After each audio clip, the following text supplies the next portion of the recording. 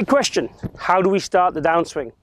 Lots of people ask this question, what should I feel, what should I move, how should I start the downswing, is a really great topic and discussion. We're going to reveal all, some different things, some different feels, but ideally what we want to see happen as well. So ways in which you can feel it yourself, ways in which you can try and train it, all will be revealed within this video. Make sure you keep watching to the end. So starting the downswing, let's look at natural stuff first of all. I've got an alignment rod here. If I wanted to chuck it down that fairway with power, what would I do? So if you look at that video of me doing it again, you'll see there was a lead with the lower half, a following with the upper half, and then the release. That's essentially what we're going to do. Now, if you go and throw things, that's the very natural skill we want to do in the golf swing. It's very much how the body would react. The problem in golf is quite often we get ourselves in funky places in the backswing, which makes that very hard then to move on the way down. So standing correctly, moving correctly in the backswing really sets up the ability to naturally move on the way down as you should. So today we're going to focus on the downswing though, not the backswing. I've got plenty of other videos on the backswing you can check out. So the ideal sequence would be, let's call it lower half or hips, then torso, then arms, then hands. That would be the ideal sequence. Where and how you feel that is a little bit more individual. Do you push with the right side? Do you pull with the left side? Do you feel it with your left foot, your right foot? Do you feel it with your shoulders or your lower half? All work, if I'm honest, as long as you own what you do and it provides you with the right results. That's why the throwing action is good. Look at the throwing action. What did you feel you did to do it? Did you push off your right side? Did you start the movement with your shoulders, or did your lower half start? We know what should move, but owning your feel is majorly important. So to help show this video, I've got an alignment rod here stuck into the ground. We're just going to show that we want that lateral bump. So in the ideal world, from the top of the backswing, we want our lower center, so you think about your belt buckle, to move towards that stick.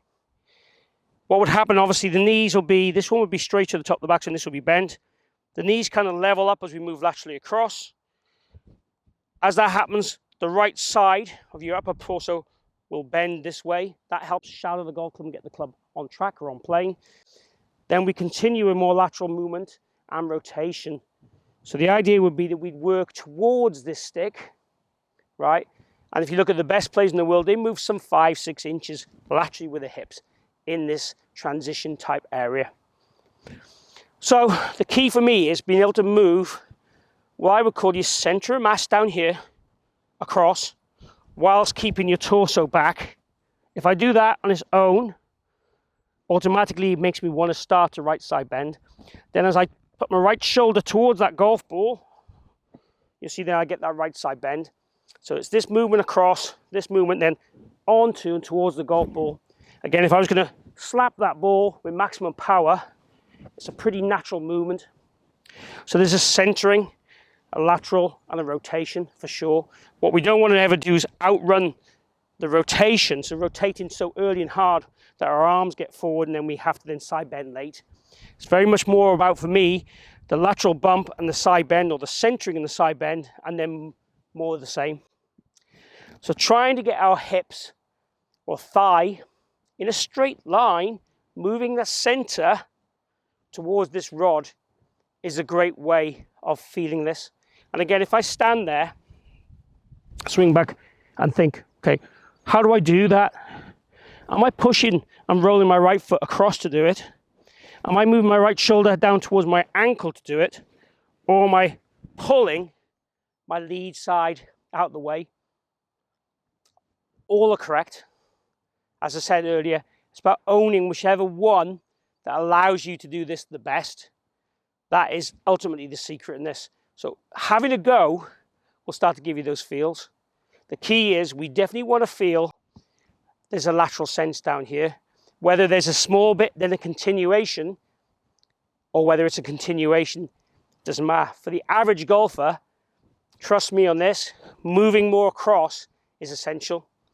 What I see in the lesson tee is generally the average golfer not moving laterally enough. The good players, some of them will over move laterally, and then they'll get a lot of right side bend and end up being back here and hit hooks and blocks. But the average golfer, you kind of 7 handicap and above, most of them won't move enough laterally. So those guys, you can go hell for broke and try and really get across to this rod. Let's go ahead and try and hit one. And I'm going to try and get to that rod. I definitely need a little bit more lateral in my golf swing. And I probably got this more than that 5-6 inches away. So again, it's about the trying image rather than actually hitting it. And we should start to get there before we finish the backswing.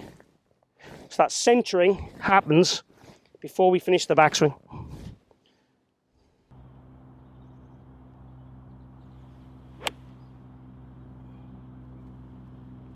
I tried. Definitely felt like I had a lot of lateral movement. Different feel for me. As I said, I need to encourage this more in my golf swing. But definitely had a go at it. And it definitely will be something that you get better timing at and you start to get better ball striking from doing it. But how it then affects the rest of your sequence in your golf swing is the key thing. Starting that way automatically gives us that right side bend, allows the path to come then from the inside, allows us to turn onto the golf ball, and that allows us then to produce the best, straightest golf shots you can hit. So there you have it, the lateral bump the right way at the right time. So before we finish the backswing, centering, and then re-going again would be for me the ideal thing. But amazingly, owning your own feels of how you do that. You know, there's lots of different ways of looking at these things, but if you think about pushing a shopping trolley, are you at best pushing it or pulling it? What gives you the most control? Little things like that, you know, get into your brain and start you thinking about these things. But just basically doing simple skills. Again, if you were going to go and throw a ball, slap a cushion here, do you do it by pushing off your right side or pulling with your lead side? I'm probably a more push off my trail side, but it doesn't matter. Own that feel, use that feel for when you make your shots, and then play better golf. So if you have enjoyed today's video, please click like and share the video. Also, if you haven't already followed or subscribed, please hit that logo down the bottom and join me on my journey and let me help you improve your golf. So lastly, thank you for joining me today at the Forest of Arden. Hope to see you back here real soon.